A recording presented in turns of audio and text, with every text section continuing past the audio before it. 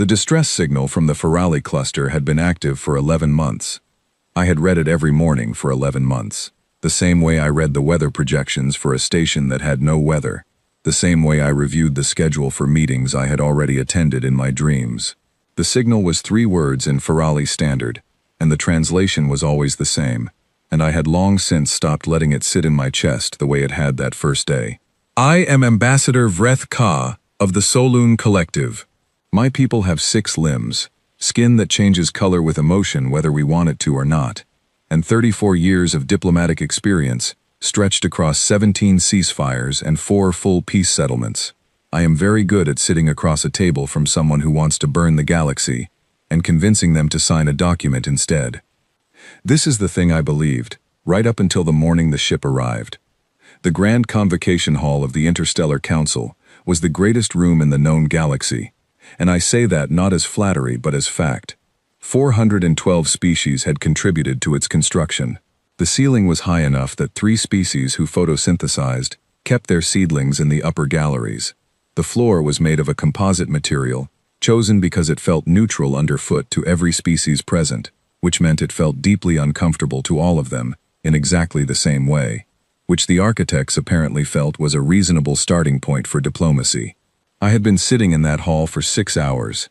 Across from me, the Darok sovereignty delegation occupied their raised platform, the way a predator occupies the highest point of a hill, not because the high ground was tactically useful in a negotiating chamber, but because standing above everyone else was simply how they understood space.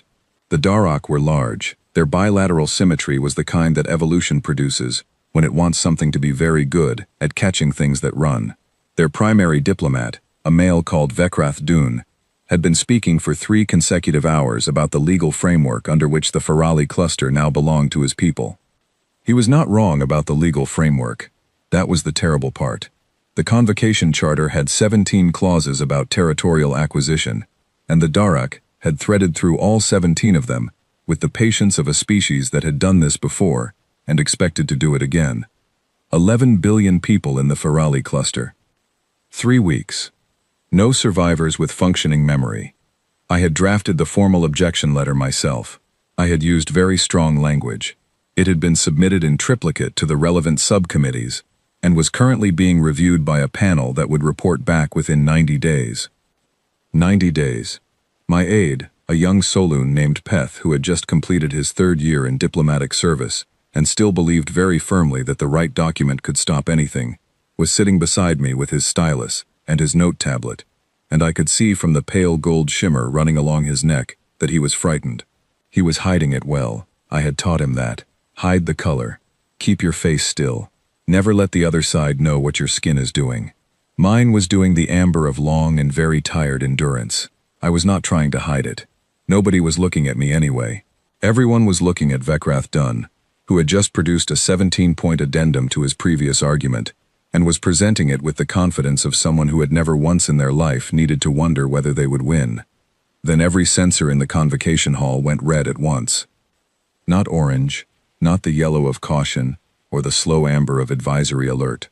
Red, the color that the shared alert system, designed by a committee of 12 species over 40 years of careful collaboration, used for exactly one category of event. Weapons lock. Something had arrived in our sector and every automated defense system on the station had identified it and reached the same conclusion in the same half-second, and that conclusion was red. Vekrath Dun stopped mid-sentence. I had never seen a Darok stop mid-sentence before. I had not believed they were physically capable of it. The main display above the chamber, 40 meters across, usually cycled through procedural documents and committee updates, flickered once, and resolved into the sensor feed from the station's outer arrays. 1 ship.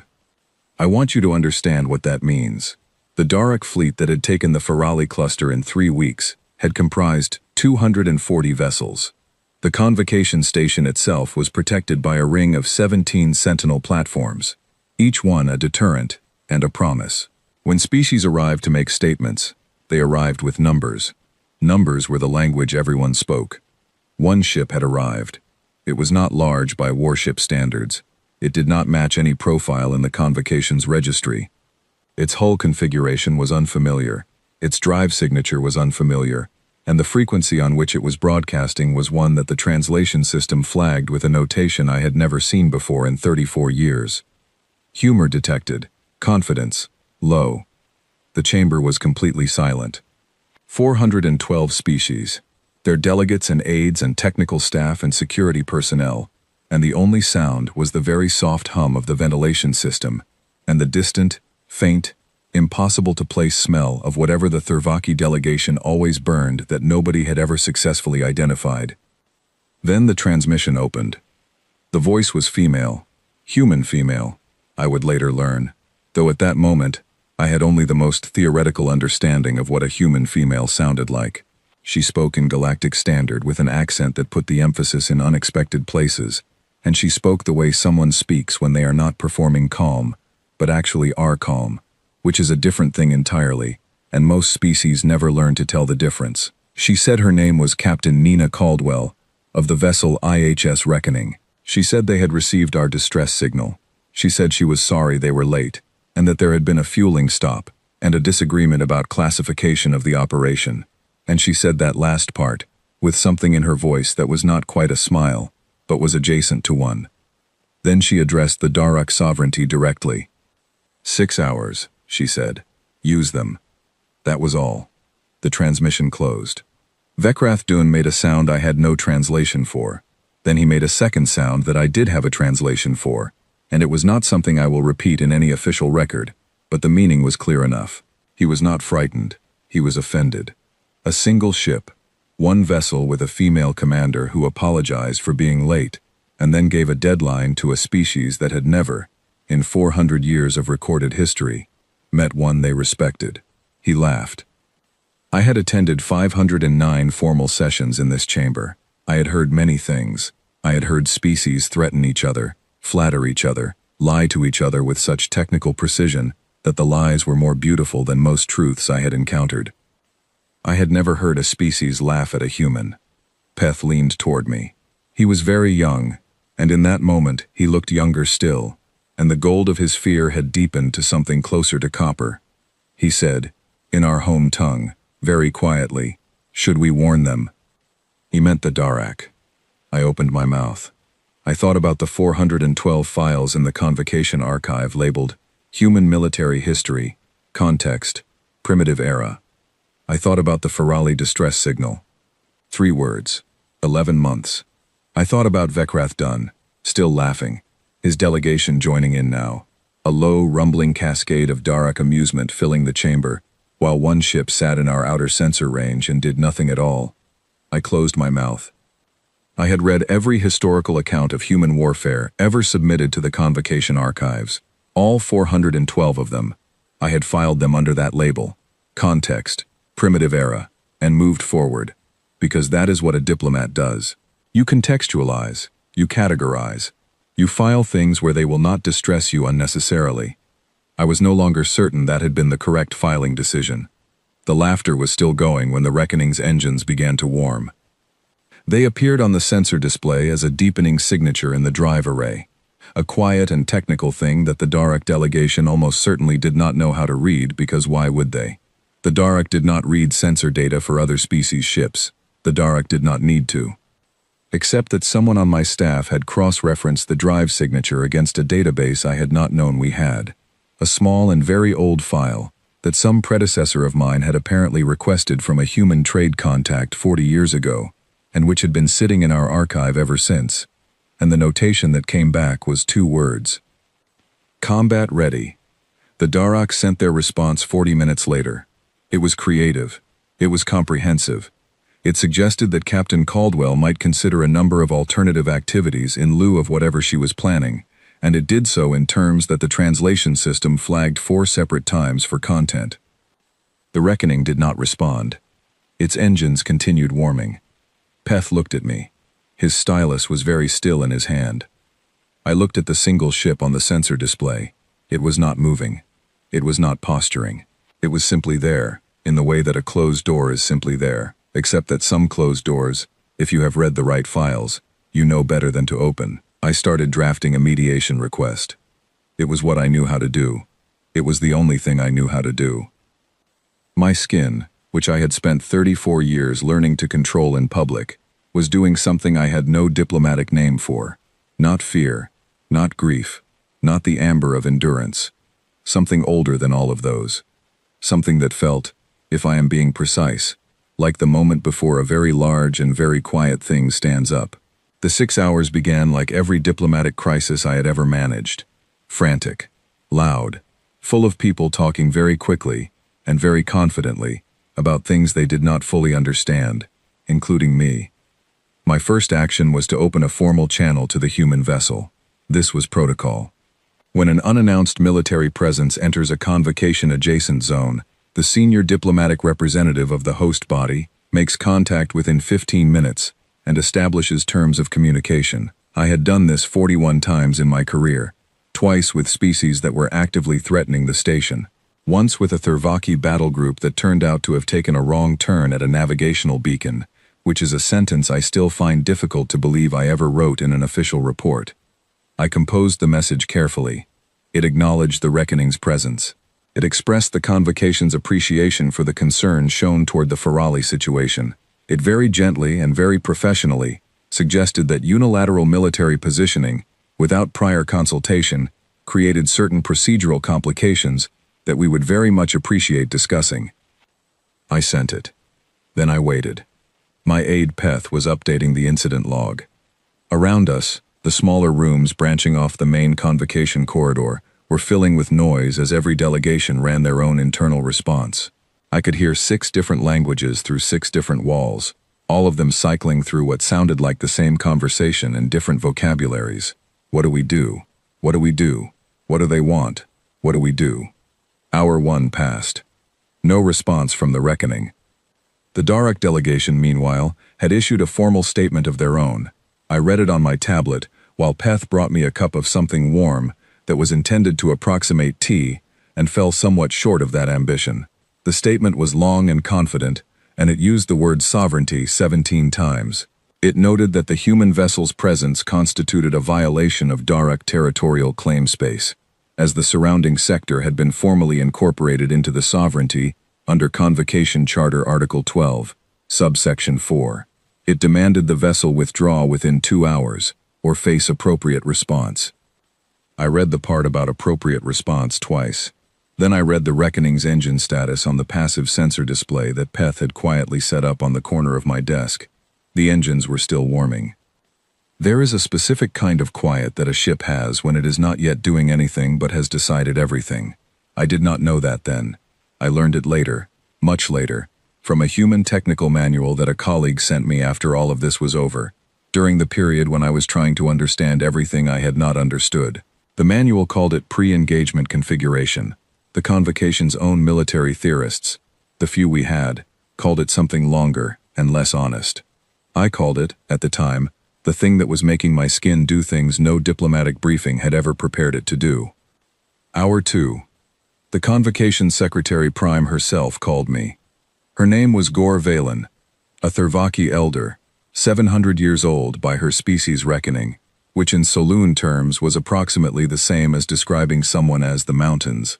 She had governed this body through 3 major conflicts, one near-extinction event, and the famous Yelvani currency collapse of 2209, which technically was not a military crisis but which I can confirm from personal experience was far more emotionally damaging than several of the military ones. She called me because I was the senior diplomat on duty. She called me because the reckoning had not responded to anyone, not to my message, not to the 3 formal communications the council secretariat had sent, not to the Daruk ultimatum, not to the personal transmission that the Velhari delegate, Councillor Orath Pell, had sent through back channels that I had not officially acknowledged. Not to anyone. She asked me what I thought we should do. I told her I was working on 3 simultaneous response frameworks. She asked me which one I thought would work. I was quiet for a moment. 34 years of training said, present the most viable option with measured confidence. Project competence. Your uncertainty is not the council's problem. Your uncertainty is your own, to manage in private. I said, I am not certain any of them will work, Secretary Prime. Another first.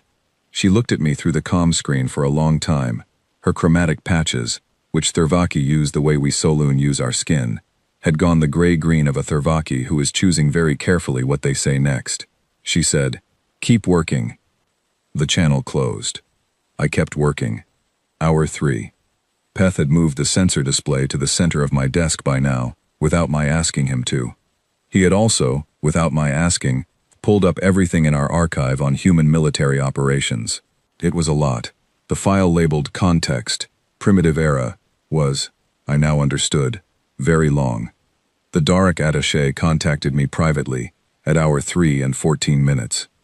He was a male named Sorath Vel, older than Vekrith Dunn, with fewer teeth and considerably more experience. We had sat across from each other for 17 months. I had developed, in that time, a very particular kind of relationship with him that diplomats sometimes develop with their counterparts, which is not friendship and is not trust, but is a kind of professional recognition. He knew how I worked. I knew how he worked. We had, in the way of people who have spent months carefully not saying what they meant, learned to understand each other somewhat. He asked me, without preamble, whether the human action was theater. I told him I did not know. There was a pause on his end of the line. He said, "You have read their history files." I said, "Yes." He said, "And?" I did not answer immediately. I looked at the sensor display. The reckoning had moved. Just slightly. A small positional adjustment, the kind that looked almost like drift until you ran the numbers, until you let the tactical analysis software pull up the geometry of it and show you what the new position meant relative to the Daruk flagship's location in the outer approach corridor. I said, "I recommend you take the 6 hours seriously." Sorath Vel was quiet. Then he said something in Daruk that the translator rendered as, "We have never taken a deadline seriously from a single ship." I said, "I know." He closed the channel. Hour 4. The Thervaki general found me in the corridor outside my office. His name was Var Sol. He was old even by Thervaki reckoning, which is a significant statement, and he had a scar that ran from his upper left chromo patch all the way down to his collar, which I knew from context meant he had taken a wound in combat and had chosen not to have it fully repaired, which among the Thervaki is a communication and not vanity. He was not part of my current situation in any official capacity. He was attached to the Thervaki Security Observer Delegation, which was a polite name for what Thervaki called their military watchers. He had been on the station for 8 months. We had spoken 4 times. He stopped me in the corridor and looked at me for a moment. Then he said, quietly, without any particular drama, "Ambassador, I have fought in 4 wars. I have been on the losing side of 2 of them.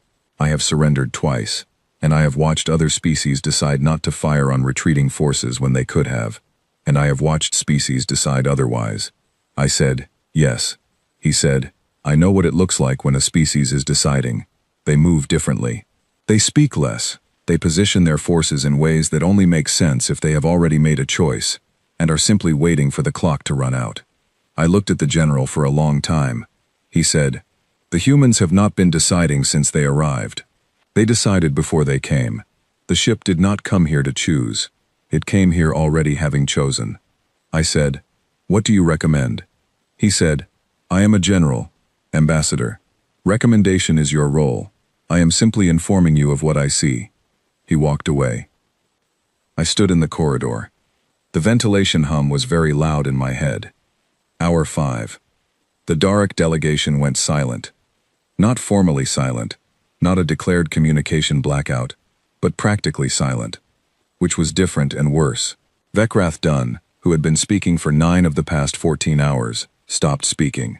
The Daruk secondary communications channel, which had been pulsing with regular traffic since the Reckoning's arrival, went to minimal signal.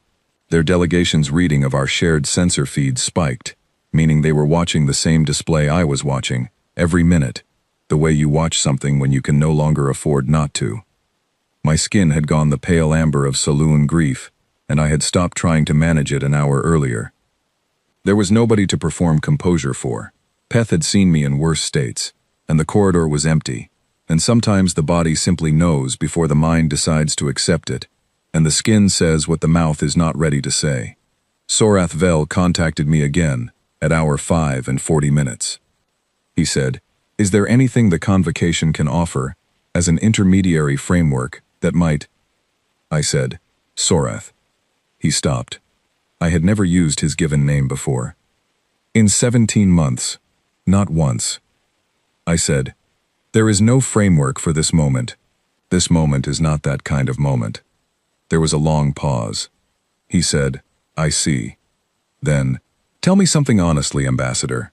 I said, "If I can." He said, "In your professional judgment, what will happen when the 6 hours end?" I looked at my desk, at the sensor display, at the Reckoning's drive signature, which had moved, in the past hour, from the yellow band that indicated warming to the narrow red band at the far edge of the scale, the one my software labeled in small neutral letters. "Ready," I said. "I think you should get your people to a secure area of your ship." He was quiet for a very long time. Then the channel closed. Hour 6. Peth had set a timer. I do not know why he did it. He did not explain it, and I did not ask him. Maybe he needed the structure of it. Maybe he needed to know that even in moments when everything is outside any system you know how to use, time itself is still behaving normally. The timer was on his tablet, displayed in large numerals in Galactic standard format, and it sat at the edge of my desk, and I watched it the way you watch a thing, when you already know what it means but some part of you is still hoping the numbers are wrong. The chamber was very quiet. At 57 seconds remaining, I filed my mediation request. It was a 14-page document. I had been writing it, in fragments, across the entire 6 hours, because it was the thing I knew how to do, and doing the thing you know how to do is sometimes the only way to stay inside your own skin when everything outside it is coming apart. It cited Convocation Charter Articles 7 through 11. It proposed a joint convocation human Darek review body with authority to recommend territorial remediation for the Ferali cluster within 180 days. I sent it to the Reckoning's communication channel. The timer reached 0. The Reckoning fired. What I can tell you about the next 9 minutes I will tell you in the order I experienced it, because that is the only order I have. First, the sound. Not the weapon sound, which was happening outside the station and was arriving through sensors as data rather than noise. The sound inside the chamber. Every delegate present stopped what they were doing in the same half-second. Chairs that had been moving stopped. Voices that had been speaking stopped. The particular way that a room changes when the thing everyone has been discussing as a possibility becomes the thing everyone is watching happen. Second, the sensor display. I am not a military analyst, and I will not pretend to render accurate tactical description. What I saw was light and movement and numbers changing very quickly. What I understood from it, later, with help, was that the Reckoning engaged the Darek flagship at a distance that meant the Darek point defense systems had almost no useful response window. What I understood was that the Reckoning did not move in straight lines, and that the Darek, who had fought everyone in this sector and won every time, had designed their defense systems for enemies who moved in straight lines. Third, the Thervaki general. He was standing near the back of the gallery. I noticed him at minute 3. He had gone very, very still, the way that certain species go still when they are computing something very quickly and very privately. His scarred chromo patch had gone the dark gray of Thervaki concentration. He watched the display for 6 more minutes. Then he sat down, slowly, the way someone sits when their legs have decided something their mind is still working on accepting. Fourth, the Darok attaché.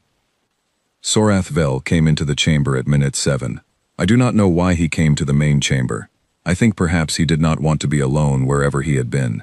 He stood at the back, near the Thervaki general, and he watched the display, and his 17 eyes, one by one, closed. I counted them. I do not know why I counted them. My mind needed something to do with its hands. 17. Minute 9. The Reckoning stopped firing. The sensor display showed the Darok flagship as a debris field. 3 support vessels were gone. The remaining Darok fleet, 11 ships in the outer approach corridor, was moving. Away. Not toward. Not in any formation that could be read as aggressive. Away. Fast. The chamber was silent for a very long time. Then I remembered the mediation request. I checked the communication system. The Reckoning had responded. The response was 2 words. Noted. Resolved. I read those 2 words 4 times. Peth was beside me, and his skin had gone a color I had never seen on a saloon before. not a color in our emotional vocabulary. Something that would need a new word. Something between the pale blue of profound shock and the deep amber of a grief that is still deciding whether it is also relief. I thought about 11 billion people in 3 weeks, and a distress signal I had read every morning for 11 months. I looked at the 2 words on my screen. I saved the document. I did not know what else to do with it. My mediation request, 14 pages and 180 days, and all the language I had spent 34 years learning to use, sat in the sent folder with no response, and would stay there until the subcommittee got around to reviewing it, which would be in approximately 90 days, at which point the matter had already been resolved in 9 minutes by a single ship, and a captain who had apologized for being late. I sat at my desk in the quiet chamber. Outside, very distantly, the Reckoning's drive signature shifted again. It was no longer red. It was going back to the idle register. The ship was still there. It was not leaving. It had simply stopped being whatever it had been for the past 6 hours, and returned to being a vessel sitting in space, unremarkable as anything, if you did not know what it had just done. I thought about the general saying, "They decided before they arrived." I thought about Soreth Vel's 17 eyes closing one by one. I thought about the timer on Peth's tablet, which was still displaying 0000, as if it intended to go on displaying that forever, as if 0 was now simply the time, and there was no clock that would be reset. I had a report to write. I opened a new document and stared at the blank page. The only sentence that came was not a diplomatic sentence. It was not formatted correctly for official communication. It had no subclauses and no cited articles and no hedged professional language to smooth the edges of what it was trying to say. I wrote it anyway, in my private notes, where no committee would read it. 9 minutes. I deleted it. Then I wrote it again. 9 minutes. I left it there and started on the official report. She walked into the convocation hall 3 days later like she had been there before, which she had not. I know this because I had the entry logs pulled. I know this because in the 72 hours between the engagement and her arrival, I had developed a habit of checking the logs, and the sensor feeds, and the Reckoning's positional data, and any document in our archive that touched on humans, in any capacity, including the 42-year-old trade contact file and a 19-page cultural overview that someone had written in 2241, and which had been updated precisely twice since then, both updates in the category of corrections to previously incorrect assumptions. The third update would need to be substantially longer. She came in without an escort. This was unusual. Dignitaries came with aides, security officers, translators, cultural attachés. The minimum professional arrival for a captain-level representative of any military body presenting to the convocation was 7 personnel. She had 2. A younger human male who carried a bag and kept glancing at the ceiling the way beings do when they are trying not to appear overwhelmed by architecture, and a taller human female, with a technical insignia on her collar, who did not look at the ceiling at all, but looked at everything else with a systematic attention that I recognized because I had been taught to do the same thing, and it meant the same thing in every species that did it. She was mapping the exits. Captain Nina Caldwell herself walked ahead of both of them by several paces, not because she was not aware of them but because she was simply not concerned about the distance. She wore a dark blue dress uniform with precise geometric insignia on the chest, and a scar along her jaw that the uniform made no effort to conceal. Her hands, when she reached the reception area and waited while my aide Peth gathered himself, did not fidget. I had met 843 diplomats and ranking officials in my career. Every single one of them, regardless of species, regardless of composure, had hands that did something when they waited, sorted, tapped, pressed against each other, made small unconscious movements that said, "I am here, and being seen, and I know it." Her hands simply waited with her. I introduced myself. She said she knew who I was, which should not have surprised me but did, and she shook my hand in the human fashion, which I had read about but experiencing is different from reading about. Solid, brief, like a door closing. We walked to the secondary conference room, not the main chamber, because I had made a deliberate choice not to put this conversation on the main chamber floor, with 400 sets of eyes, and as many competing agendas. My small conference room had a long oval table, 7 chairs, a window that looked out onto the station's external hull, and the star field beyond it, and a small unit in the corner that produced approximate beverages for 17 species. I had learned long ago not to offer the human approximation to anyone who had tasted the real thing. Peth arranged chairs. The technical officer, whose name I would later learn was Lieutenant Vera Okafor, stood near the window and looked at the star field with an expression I could not read. The aide, a young man called Daniel Price, sat at the end of the table with a recording unit and the slightly stunned look of someone who was very much aware that they were going to have a very interesting story to tell their family someday. Captain Caldwell sat across from me. She said, "I imagine you have questions." I said, "The convocation has formally requested a comprehensive debrief and incident assessment covering all actions taken by the IHS Reckoning within convocation-adjacent space under Charter Provisions 7 through 14, plus the supplementary protocols attached in 2289. She said, "That is a very long sentence." I said, "It is a very complicated request." She said, "What is the question you actually want to ask?" I looked at her. 34 years of diplomatic training said, "Maintain professional framework. Do not allow the conversation to become personal. Personal conversations create personal stakes, and personal stakes compromise objectivity, and objectivity is the entire job."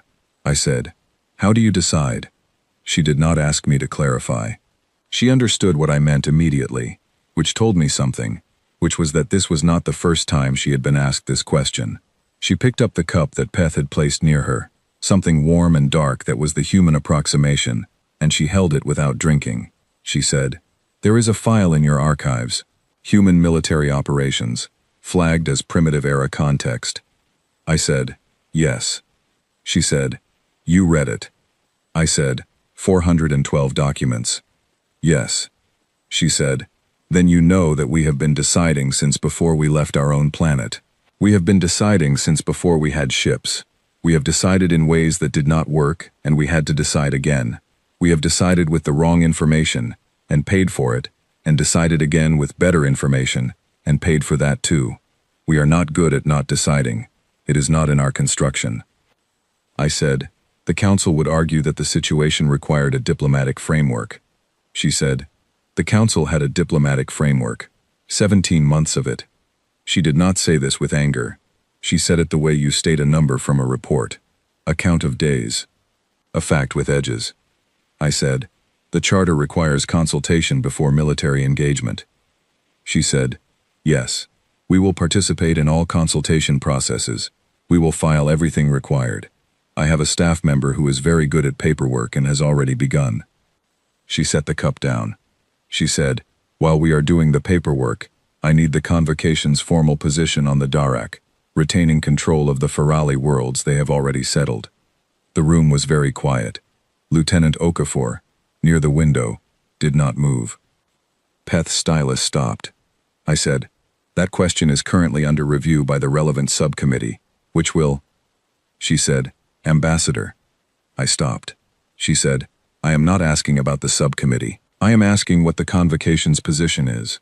Because if the position is that the Darak retain what they took, then we need to revisit what the word resolved means in the message I sent you, and I would like to have that conversation now, rather than after the paperwork is complete." I sat with that. She was not threatening me. I want to be precise about this because in the months that followed, there were many people who characterized what she said in that room as a threat, and I was there and they were not.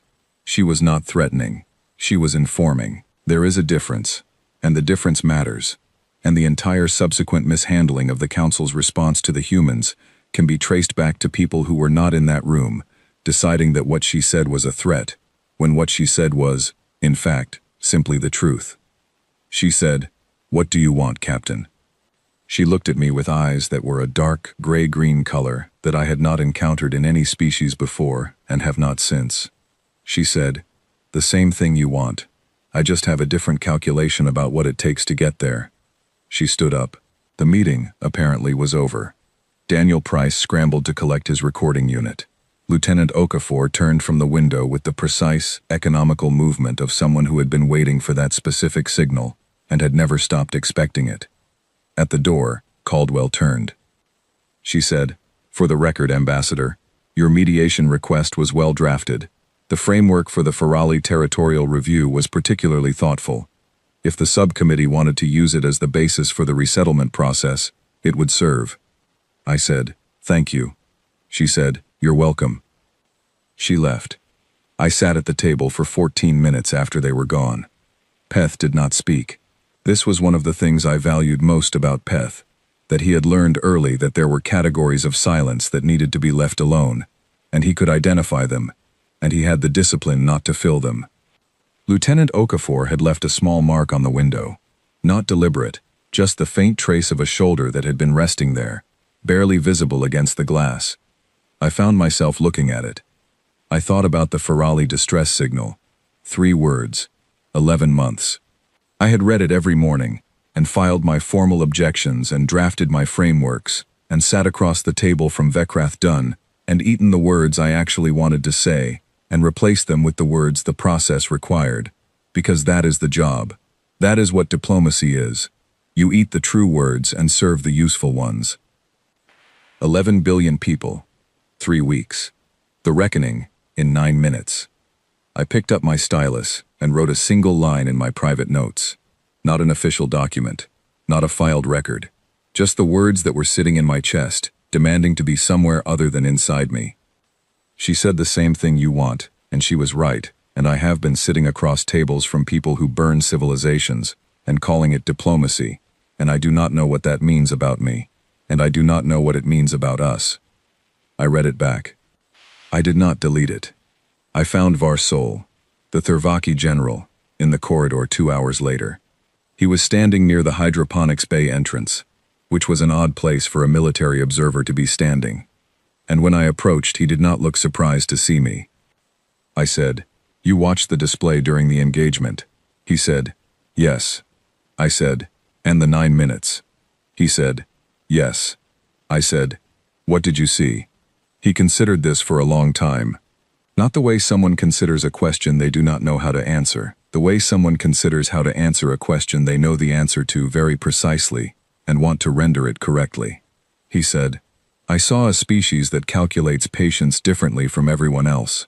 Most species, when they prepare for a conflict, spend the preparation time building uncertainty, hoping the other side will do something that removes the need for action, hoping the situation resolves itself. The humans did not do that. From the moment that ship arrived, there was no uncertainty in it. They had calculated their uncertainty before departure. They had resolved it before they came. What we watched for 6 hours was not a species deciding.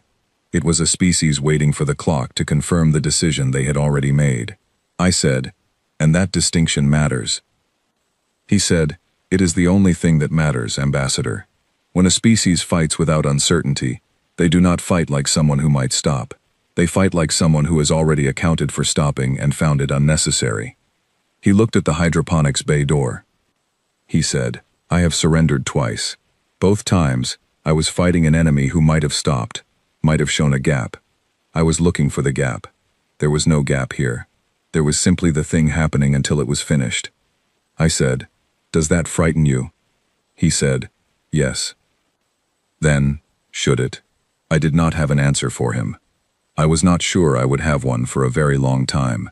Back in my office, with the official report waiting on my screen, I sent a personal message to my counterpart at the Velhari consulate.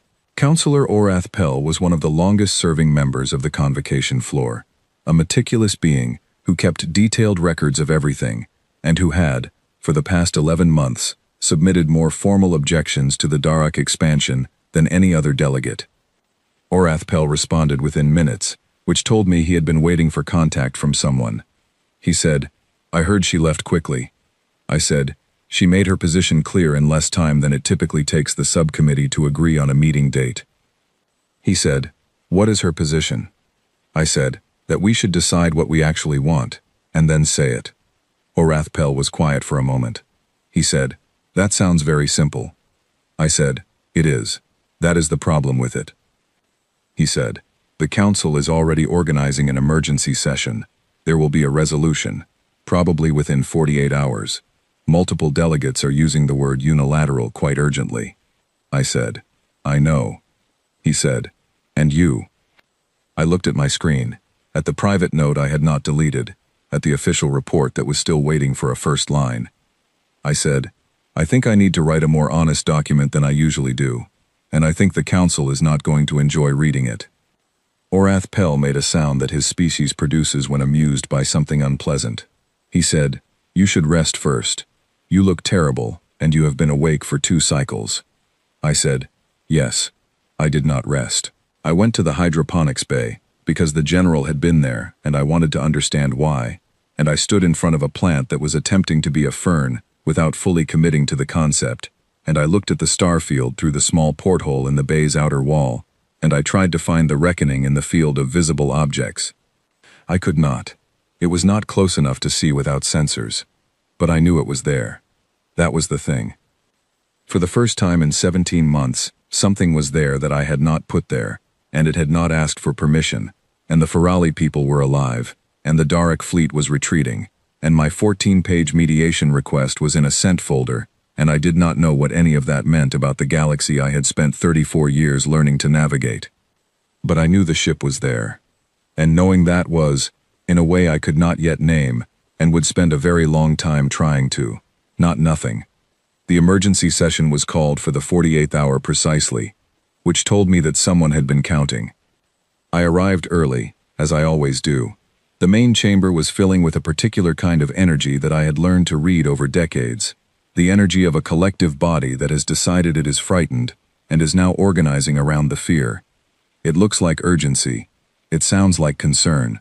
It smells, if you have been in enough rooms like it, like the specific combination of anxiety and resolve that produces very long speeches and very short memories. I took my seat at the Soloon Collective Station and set out my materials and watched the delegates arrive. What I noticed was this. Species that had not agreed on anything in living memory were sitting near each other. The Velhari, who occupied a particular historical grievance with the Korath Syndicate, going back 180 years, had placed their secondary delegate in the row adjacent to the Korath primary table, and the two of them were talking, not warmly, not with the body language of beings who had forgotten a century and a half of disagreement, but talking, with the focused efficiency of people who have found, in the past 2 days, a common reference point that is more important than the things that divide them. The common reference point was, of course, the reckoning. Councillor Orath Pell had been right. The word of the session was unilateral. I heard it 47 times, before the formal proceedings even opened. I was counting, because counting gave me something to do with the part of my mind that was otherwise going to spend the morning sitting with thoughts that would not help me do my job. Secretary Prime Gore Valen called the session to order. She did not editorialize. She did not express an opinion about recent events. She opened the floor and named the question before the body. The convocation must determine its formal position on the actions of the Human Interstellar Authority vessel, IHS Reckoning, within the convocation-adjacent sector, including the engagement resulting in the destruction of Darak sovereignty naval vessels without prior council authorization. Simple. Clean. Legal language. The destruction of Darak sovereignty naval vessels. I thought about how long it had taken to say that in simple words, and I thought about how long the Darak had taken to destroy 11 billion people, and I kept those two things next to each other in my mind for the entire session, and did not write them in the official record. The first to speak was the Korath primary delegate, a female named Velran Sorath, elegant and precise, a species that produced lawyers and philosophers in the same proportion that some species produced soldiers. She laid out the case against the human action in 11 minutes. It was a good case. It cited the relevant charter articles cleanly. It traced the precedent implications with real precision, and it built to its conclusion with the kind of architectural tidiness that I found, even at my most professionally skeptical, genuinely impressive. The argument was this. The convocation exists because every species agreed to it. The agreement has one central principle. That principle is that no species takes military action affecting another species in convocation space without authorization from the council body. Not because military action is always wrong, but because if every species reserves the right to act unilaterally when they individually judge the situation to require it, then there is no agreement. There is only power. If the humans can do this to the Darak for one atrocity, then any species can do this to any species for any reason they choose to call an atrocity. The door does not stay open for only the people who are right. It was a good argument. I had made versions of it myself, in other sessions, about other situations. She sat down. Then things became less orderly. The next 6 speakers were, broadly, in agreement with Velran Sorath. The language varied. The emotional register varied, from cold legal analysis to something hotter and more personal, particularly from the delegate of the Wrath Collective, a species that had spent 3 generations trying to get the Convocation to formally address what the Darak had done to their outer colonies 50 years ago, and being told that the process was ongoing. The delegate's name was Tor Velan. He was young by Wrath reckoning, which still made him older than I was, and he had a stillness about him that I recognized as the stillness of someone who has been patient for so long that patience has become something else, something harder and quieter than its original form. He did not agree with Velran Sorath. He said, "I have sat in this chamber for 40 years. I have watched this body produce more than 300 formal statements of concern. I have watched it authorize 12 investigation committees. I have watched it debate the precise legal language of 6 separate resolutions regarding the Darak sovereignty's conduct in the outer systems. I have watched it vote on all 6. I have watched all 6 fail to produce any outcome that the Darak were required to acknowledge." He paused. He said, "The Ferali cluster has been free for 48 hours. In 48 hours, the humans accomplished what this body could not in 11 months of process. I will not stand in this chamber and call that a problem." The room erupted. Not dramatically. The Convocation does not permit drama, technically, but in the particular way that 400 species express disagreement simultaneously, the room became very loud and very complicated for approximately 2 minutes, while the Secretary Prime allowed the noise to run its course before calling for order. I looked at the sensor display in the corner of the chamber, the live feed that Peth had arranged to remain active on a small subsidiary screen throughout the session. The reckoning was still in position, not moving, not signaling, simply there, in the way it had been there for 2 days, steady as a geographic feature. The session continued. By the 3rd hour, a pattern had emerged that I had not anticipated when I arrived. The delegates who argued for formal sanction against the humans were, broadly, the delegates from species with long diplomatic traditions, with deep institutional investment in the Convocation framework, with historical experiences that had taught them that the agreed process, however slow, was the only thing standing between the galaxy and a return to the era when power was the only argument that anyone took seriously. I understood them. I agreed with significant parts of what they said.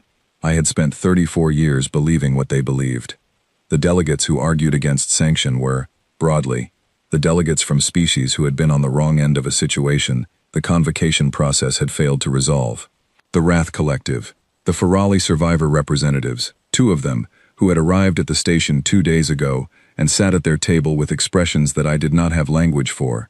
The Velhari, who had submitted 47 formal objections and watched the Ferali cluster disappear while those objections were under review.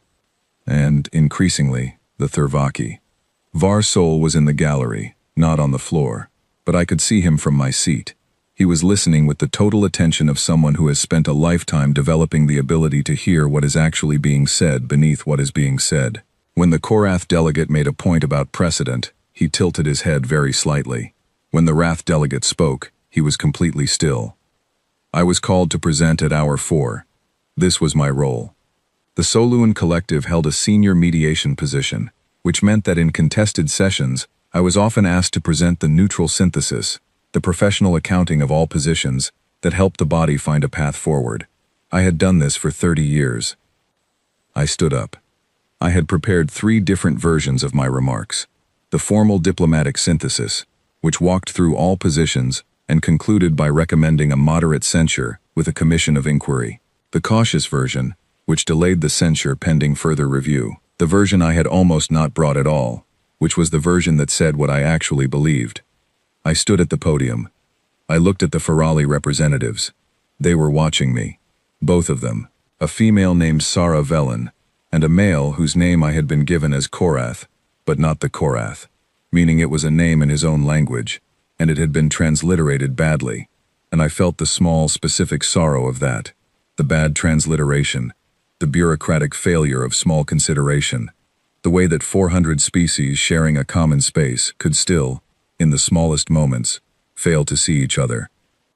I set down 2 of the 3 versions of my remarks. I kept the third. I said, I will tell you what I observed, and then I will tell you what I believe, and I ask the body's patience with the second part, because it will be less comfortable than the first. The chamber went quiet. I said, I observed a species arrive with a single vessel, and make a single demand, and wait the time they had specified, and then take an action that accomplished in 9 minutes what this body could not accomplish in 11 months. I observed the Darok fleet retreat from a sector they had considered secure. I observed the Ferali cluster become free 48 hours ago. Those are the observations. I paused. I said, what I believe is this. The Convocation's concern about unilateral military action is legitimate. The Charter principle is sound. If every species acts on its own judgment without consultation, we do not have a system. We have chaos with a meeting room. I paused again. Then, but I also believe that a system which cannot act is not a system. It is a procedure, and a procedure that produces correct language around incorrect outcomes is not justice. It is very expensive paperwork. Several delegates shifted. I said, I am not recommending we abandon the Charter. I am not recommending we endorse the human action as a model to be followed without oversight. I am recommending that before we vote to formally sanction the only actors in this situation who produced an outcome that the Ferali people did not have to survive, we ask ourselves honestly what we are protecting. If we are protecting the system because the system works, that is one answer. If we are protecting the system because we are afraid of what it means that the system did not work this time, that is a different answer. And only one of those 2 answers is honest. I sat down. The chamber was quiet for a long time. Then Orath Pel stood and said, I second the recommendation for honest accounting. Then the Wrath delegate stood. Then 3 more. Then 7. Not endorsing my specific words, but standing, which in convocation procedure means, I am with this portion of the discussion. I am not passing it by. The Korath delegate, Velran Sorath, watched all of this from her seat. She was a highly intelligent being and she understood what was happening. She did not look angry. She looked, if I am reading Korath expressions correctly, which I have only moderate confidence in, like someone watching a calculation produce a result they had not expected. The vote took another 2 hours to reach. Formal sanction against the Human Interstellar Authority failed. Narrow, barely, but failed. There was no celebration. This was not a victory for anything. It was a body that could not reach consensus on what to do about a thing that had happened. And could not reach consensus is not the same as a decision, and everyone in the chamber understood that. I understood it too. What happened next is the part I will carry for the rest of my career. Sorath Vel was present for the vote. He had come as an observer, the surviving senior Darok diplomatic representative on the station, with the specific permission of the Secretary Prime, who had cited a policy of maintaining open channel communication with all parties regardless of status. I had expected him to be angry. I had expected the Darok's particular version of cold, contemptuous anger, which I had experienced many times and had learned to let pass through me without leaving marks. He was not angry. After the session closed and the delegations began to file out, he crossed the chamber floor to me. He moved like someone who has made peace with carrying something heavy. He was the only Darok left on the station. His fleet was gone.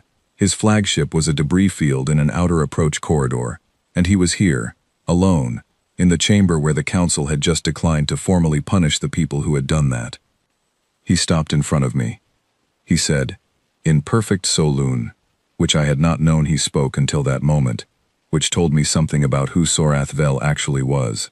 Your humans are fortunate that the Darok do not carry longer memories, or better targeting data. I processed that. He turned and left. Peth was at my shoulder. He said, is that a threat? I looked at the door Sorath Vel had just walked through. I thought about the tone of his voice, the specific flatness of it, the way he had held himself while he said it. I thought about my father, who had been a strategy stones player of the kind that does not lose, and the one time I had beaten him, and what he had said afterward. Not angry, not humiliated, something quieter than either. I said, no. Peth said. Then what was it? I said, I think it was the closest a Darok diplomat will ever come to saying that they understand they overestimated themselves, and that they have decided to recalibrate. Peth was quiet for a moment. He said, Is that good? I said, It is real. That is not the same as good. But it is more than we have had in 17 months of formal objection letters. I needed to leave the chamber after that. The hydroponics bay was my destination again, which had apparently become the place I went when I needed to think thoughts that had nowhere else to exist. The not quite fern was where I had left it, doing its imperfect best, and I stood in front of it, and looked at it, and thought about the vote, and Sorath Vel's perfect saloon, and 9 minutes, and what the galaxy looked like now that the thing none of us had been certain was real, had turned out to be real. The reckoning was still out there. It had not been invited. It had not been authorized. It had arrived because the humans had received a distress signal and decided that a distress signal was a sufficient instruction, and that 11 months of subcommittee review was not. The system had failed to act. The humans had acted. The Ferali people were free. And now the council had failed to formally sanction the humans, which meant the humans had acted, and the council had looked at that action and could not agree on whether it was wrong, and that was not the same as saying it was right, but it was not nothing either. I thought about what Captain Caldwell had said. The same thing you want. I thought about the mountain that was not on the map. I thought about maps. I was an ambassador. My job was to know the map and use it, and help other beings use it, and keep the peace that existed in the spaces between the territories that were marked. I had believed that the map was the most important thing, that the lines on it, the agreements and the charters and the processes and the procedures, were what kept the galaxy from becoming the thing it had been before anyone sat down at a table together. I still believed that. But I was beginning to understand that a map with missing mountains is a liability, not just an inconvenience. And the humans were a mountain. They had always been a mountain. We had just been filing them under the wrong category. The official report took me 4 days to write.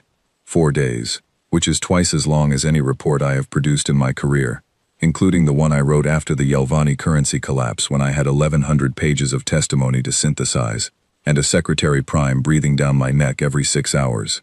That report had been long. This report was not long. This report was 14 pages. It was the shortest document of significance I had produced since my first year of service. The length was not the problem. The problem was every sentence.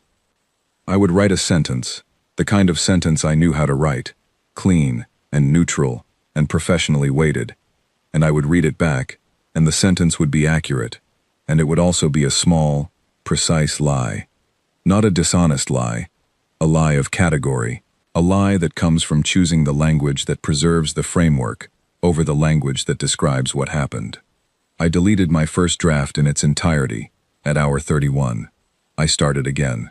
My second draft was better. It described the reckoning's arrival, the 6-hour window, the engagement, the outcome, and the council session that followed. It presented the split opinion within the convocation fairly. It was the kind of document that a subcommittee could read and file and reference in future proceedings without discomfort. I deleted it at hour 54. The problem, which I kept arriving at, and departing from, and arriving at again, was Captain Caldwell's question. Not any question she had asked me. The one she had not asked but which her presence constituted. The one that her 9 minutes of engagement and 2-word response and careful conversation in my small conference room had been, in sum, constructing. What do you want the galaxy to look like? Not what does the charter require. Not what does the process recommend. Not what does the established framework suggest as the appropriate next step. What do you want? I had built my career on the premise that what I wanted was irrelevant. That diplomacy was the practice of removing personal want from the equation. That the ambassador's role was to want the agreement, the maintained table, the signed document, and nothing beyond that, because wanting specific outcomes was bias, and bias was the thing that broke negotiations, and broken negotiations were the thing that sent species back to burning each other's worlds. I believed this. I still believe parts of it.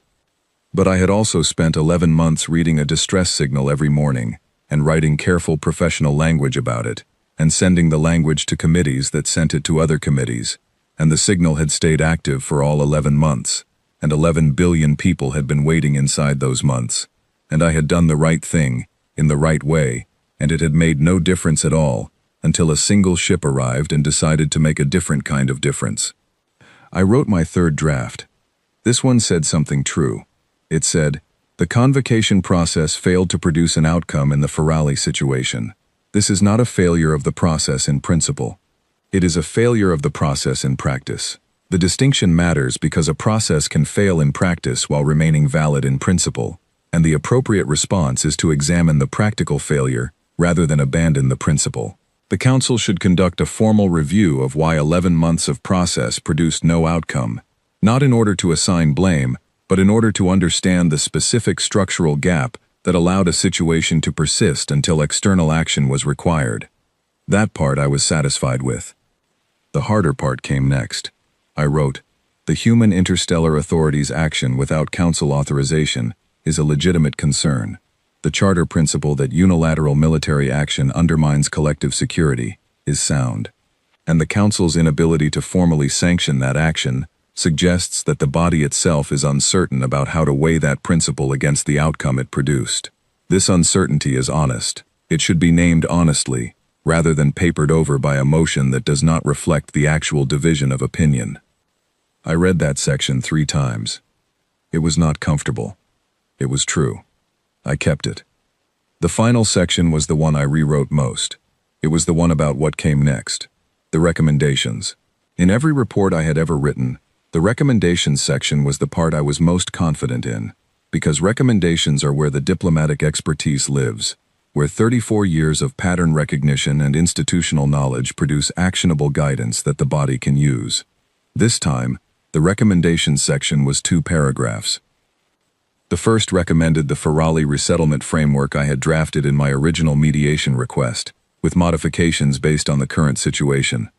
The second said, "The convocation should establish a formal dialogue channel with the Human Interstellar Authority, at the level of permanent liaison, not case-by-case consultation. This is not a reward for unilateral action. It is an acknowledgement that the Human Interstellar Authority exists, that it acts, that its actions affect convocation-adjacent space, and that a relationship defined by absence is less stable than a relationship defined by structure. We can disagree with their methods within a formal relationship. We cannot influence their methods without one." I sent the report to Secretary Prime Gore Valen at hour 97. She read it the same day, which told me she had been waiting for it. She called me 4 hours later and said, "This will not be a comfortable document for several delegations." I said, "No." She said, "It is an honest document." I said, "I tried." She was quiet for a moment. Then she said, "The formal liaison recommendation will require a full council vote. I expect it will pass. Narrowly." I said, "I expect you are right." She said, "I also expect you know who they will want as the convocation's permanent liaison to the Human Interstellar Authority." I had known since I started the third draft. I said, "Yes." She said, "Are you willing?" I thought about Sorath Vel's perfect Soloon, about Var Sol's scarred chromo patch, and his careful accounting of what it looked like when a species had already decided, about the not-quite fern and the distress signal and 9 minutes and the 2 words on my screen that I still had open in a private window because I had not yet been able to close them. I said, "Yes." The days between the report submission and the Council's liaison vote were the strangest I had experienced on the station. Not dramatic, the opposite of dramatic. The ordinary business of 400 species continued in its ordinary way. Committees met. Documents were filed. The cafeteria served its approximations. The Thervaki still burned whatever they burned, and it still smelled like nothing else anywhere. But underneath all of it, something had shifted. The specific quality of how beings talked to each other had changed in a way I could feel, but would have struggled to describe in diplomatic language. There was a new awareness in the room. Not fear, or not only fear. Something more like the awareness that comes after you realize a thing you had filed confidently under a certain category does not actually belong there, and now you have to reclassify it, and the reclassification changes other things you thought you had understood. The humans were being reclassified, not just by me, by everyone. Lieutenant Okafor, Caldwell's technical officer, had apparently remained on the station while the captain returned briefly to the reckoning, She spent most of her days in the station's public library, reading.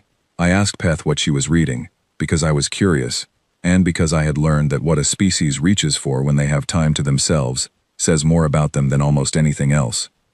He found out through the library access records, which was perhaps slightly outside proper channels, but I did not ask him to account for his methods. She was reading Soloon diplomatic history. 40 years of it. She was reading it in the original language, using a translation matrix, making annotations. I sat with that information for a while.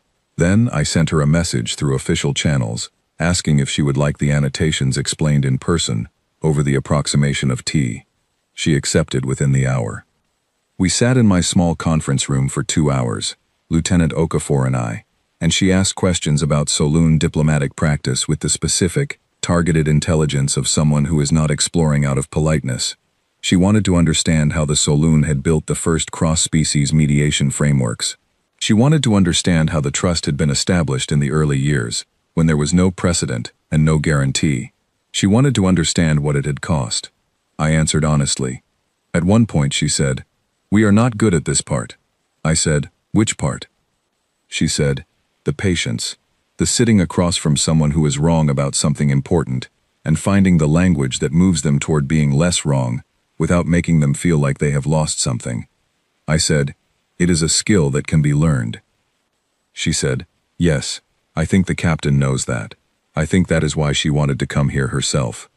I said, "Rather than send someone else." She said, "Rather than send someone who already knew how." I thought about that for the rest of the day. The council liaison vote passed at day 6 of the post-engagement period. The margin was not comfortable, 43% opposed, but it passed. I was formally appointed as the Convocation's permanent liaison to the Human Interstellar Authority.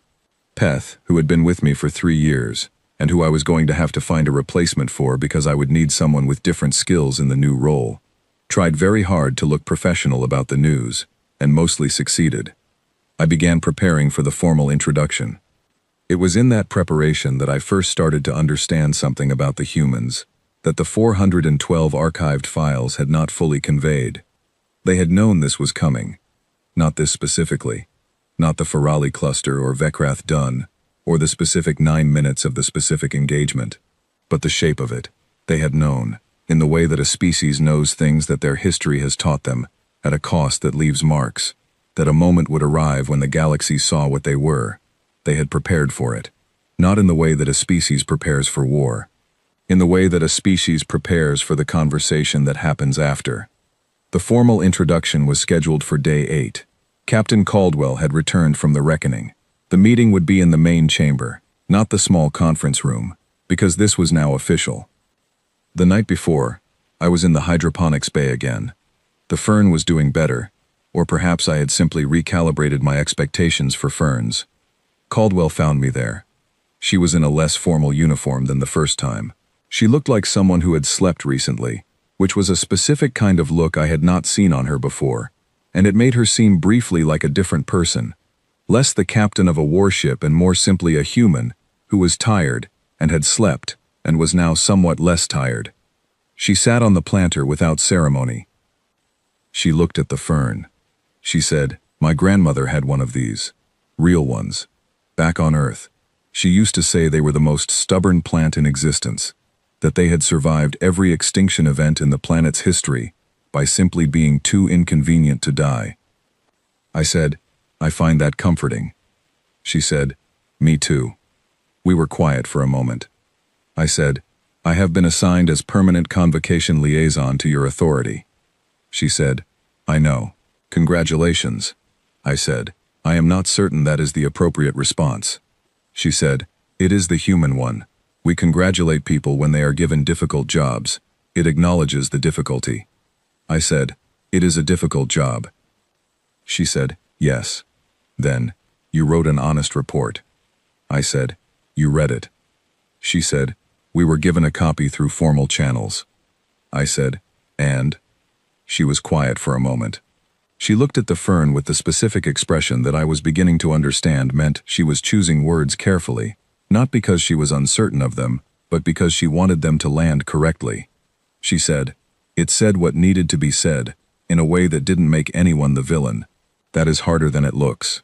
Most people can't do it when one side did what they think was right, and the other side did what they think was right, and the outcomes are different. I said, I did not think the purpose of the report was to assign villainy. She said, no.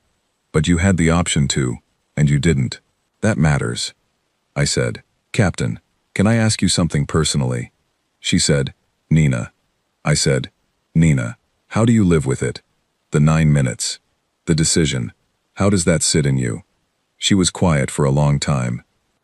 Long enough that I thought perhaps I had misread the moment. That the question was too direct. That there were human customs around this I had not read in any of the 42-year-old trade files. Then she said, the same way you lived with the 11 months. You just have to decide which weight you would rather carry, I said. And if you chose wrong, she said, then you know that too. And you carry that, and you make better calculations next time, and you do not pretend that the cost was less than it was. Because pretending costs more in the end. She stood up. She said, there is a situation developing in the outer corridors. We have been tracking it for 3 weeks. Keth Dominion movement near the colony systems. Nothing confirmed yet. But the shape of it looks like things we have seen before, I said. I have had a preliminary report on the Keth situation in my queue for 4 days. She said, your preliminary report and ours probably look different. We should compare them. I said, yes. She said, that is what a formal liaison relationship looks like, in practice. She left. I stood in the hydroponics bay and looked at the fern for a while longer. Then I went to my office. My aide, Peth, was still there, which told me he had been waiting. He was too professional to say so I did not acknowledge it.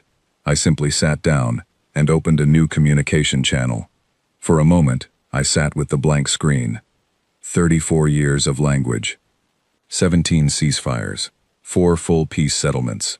The right words in the right order, for every situation I had encountered, and most of the situations I had anticipated encountering, and some I had not anticipated at all. I opened the channel to the Human Interstellar Authority. I said, this is Ambassador Vreth Ka of the Soloon Collective, speaking in my capacity as Permanent Convocation Liaison. We have a situation developing in the outer corridors that we would like to discuss at the earliest opportunity. I paused. Then I said, and we want to make sure you know.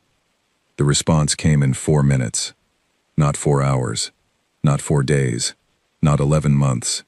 4 minutes. Captain Caldwell's voice, clear and direct, saying, we know. We have had eyes on it for 3 weeks. We had hoped the convocation would reach out. Glad you did. I said, thank you. She said, Ambassador, this is how it should work. I said, yes. I closed the channel. Peth was looking at me. His skin had gone the warm copper color of something that does not quite have a name in Soloon, something between relief and the moment before a long journey when you have finally confirmed that you are packed correctly. I said, file a formal notification to all convocation delegates that the liaison channel is open and operational. He said, yes, Ambassador. I said, and find me the most current intelligence we have on Keth Dominion expansion methodology. Full archive, nothing filtered for comfort. He said, right away. He moved to do it. I looked at my screen, at the closed channel, at the blinking indicator that showed the line to the Human Interstellar Authority was live and logged and on record. I thought about the Keth Dominion and what I knew about them, a species that had spent 40 years carefully testing the edges of everything, probing at boundaries, taking small steps and waiting to see what response each step produced, learning the tolerances of the systems around them, learning what could be pushed and what would push back. They had spent 40 years learning those tolerances. In the past 8 days, the tolerances had changed. There was a new piece of information in the galaxy's understanding of itself. The Keth Dominion had not yet fully integrated it. I did not know what they would do when they did. But I knew that 4 minutes was now part of the conversation. And I knew, in the particular way that a diplomat knows the things that will matter in the years ahead, that 4 minutes was going to be the most important number in the outer corridors for a very long time. The Keth Dominion went quiet 2 weeks later. Their expansion movement in the outer colony sectors reversed course. 3 colony worlds that had been receiving daily Keth signals abruptly stopped receiving them. I wrote it in the record without comment. Sometimes the most important diplomatic outcome is the absence of a thing. The 11 billion people of the Farali cluster began the long work of coming home. I filed that in the record too. I filed it first.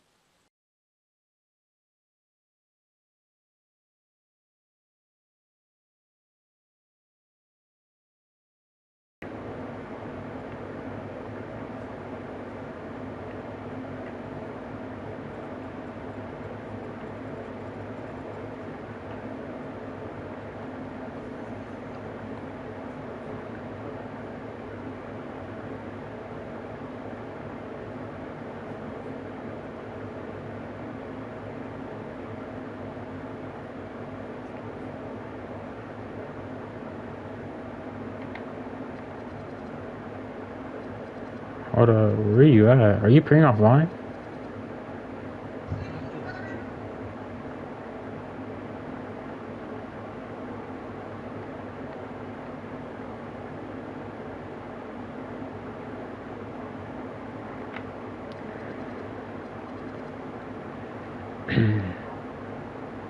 Oh, I see you right there.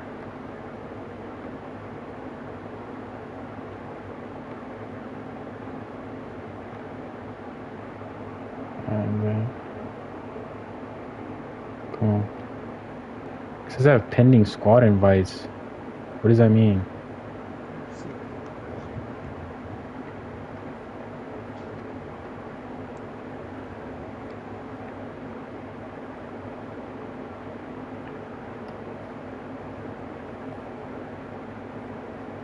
Is that you right there? Oh, that is you. What the hell? All right, come on.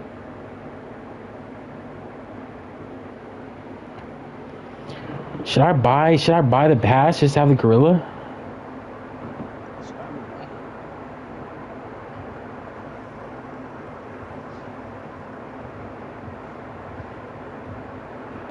Wait, do you have my Shimon?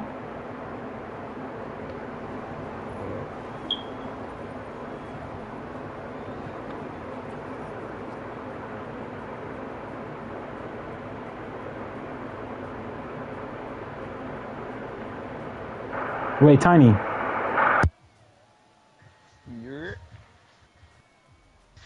Okay, yeah, they can hear you. Yeah, they can hear you. Oh, this nigga looks. No, I'm going to switch games.